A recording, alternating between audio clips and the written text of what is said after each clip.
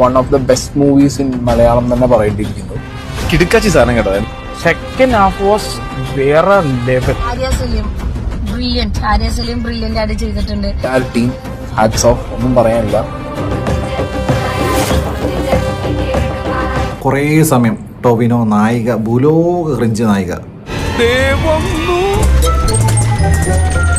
ഭൂലോക ക്രിഞ്ച് നായിക. നിങ്ങക്ക് വേറൊരു പണിയില്ലേ? ടോവിനോ അയ്യോ പാവം.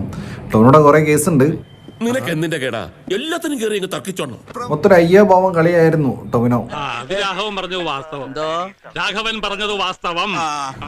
ടോവിനോ ഒരു ചക്കരമുത്തിലൊരു ദിലീപില്ലേ, ഒരു ഭയങ്കര ഇങ്ങനെ ചിണുങ്ങി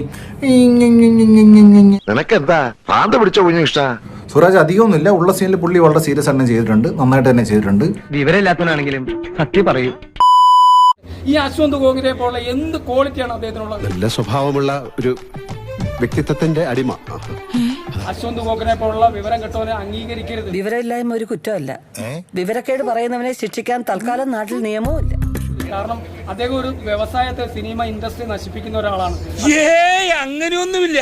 എത്രയോ പ്രൊഡ്യൂസർമാര് ഇന്ന് തൂങ്ങാൻ കയറെടുത്തോണ്ട് നട്ടം കറങ്ങാണ് ഈ അശ്വന്ത് ഗോഖ എന്ന് പറയുന്ന ഇവനെ കാരണം. എന്തിനാ ഞങ്ങൾ വെറുതെ മെനക്കെടുത്തുന്നത്? ഞാൻ മാത്രമല്ല, അവരെല്ലാവരും എനിക്ക് നേരല്ല, കുറച്ചുകൂടെ സ്ഥലത്ത് തേങ്ങ എടുക്കാനുള്ള